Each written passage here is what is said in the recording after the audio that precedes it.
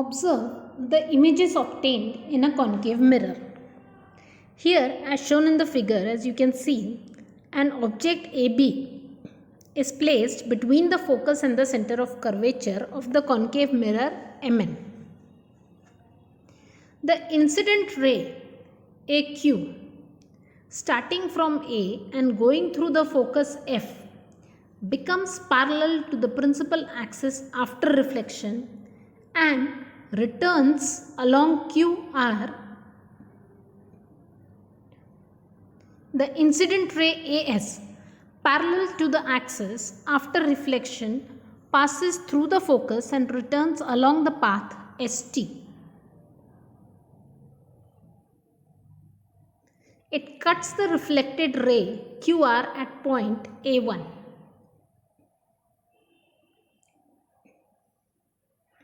The point B is situated on the principal axis, and so its image will also be on the axis and will be directly above A1.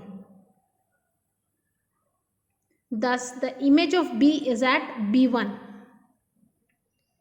The image of points between A1 and B1 will be formed between the points A1 and B1. Thus, the image of the object AB is A1, B1. From this, we see that when the object is placed between the focus and the center of curvature of the mirror, the image is formed beyond the center of curvature. The image is larger than the object and is inverted.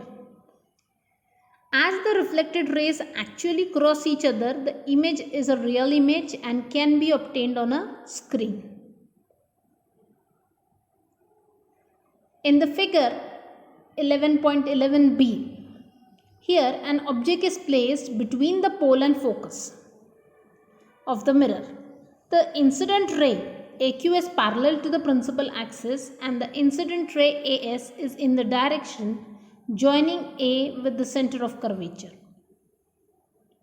The figure shows how these rays get reflected and form the image A1B1 of the object. This image is behind the mirror, erect and larger than the object. As the reflected rays do not actually meet but appear to come together behind the mirror, the image is a virtual image. The position and type of image produced by a concave mirror when an object is placed at different distances from it are given in the table.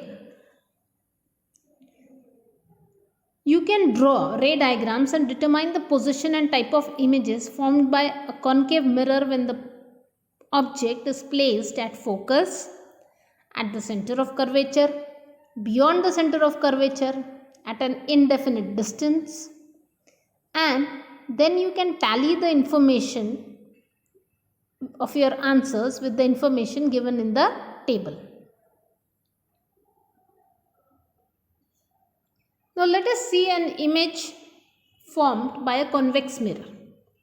As you can see here, figure 11.12, it shows an object AB kept in front of a convex mirror MN.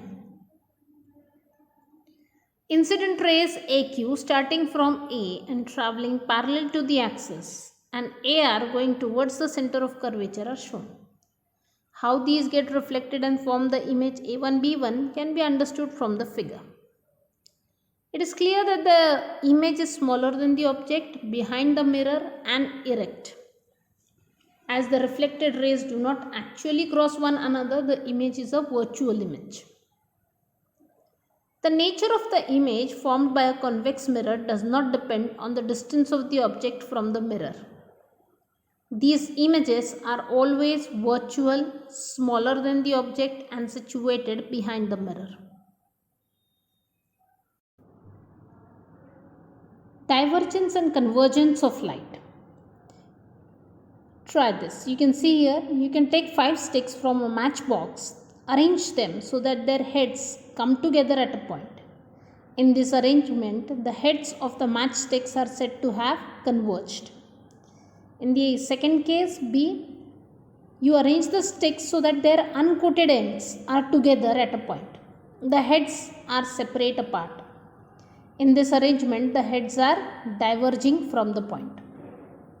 A concave mirror is also called a focusing mirror. This is because, as you can see in the figure, parallel rays, they get focused after reflection in this mirror. The size of the image produced by these mirrors can be larger or smaller than the object, depending upon the distance of the object from the mirror. A convex mirror is also called a dispersing mirror. This is because parallel incident rays, they get dispersed after reflection in this mirror. The size of the images produced by these mirrors is always smaller than the size of the objects. How will you find out if a mirror is concave or convex? The special mirror which is used for shaving is a concave mirror. When held close to the face, it gives vertical and larger image of the face. If the same mirror is taken farther away from the face, the image gets smaller and smaller. The mirrors used in cars and motorcycles are convex mirrors.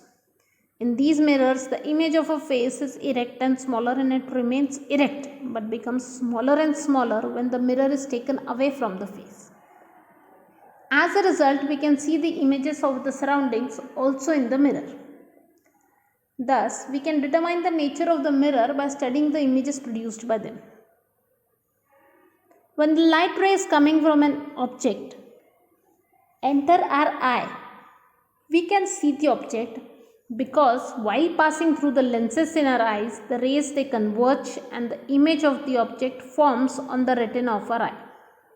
The image formed by the light rays actually converging at a point is a real image. A real image can be obtained on a screen.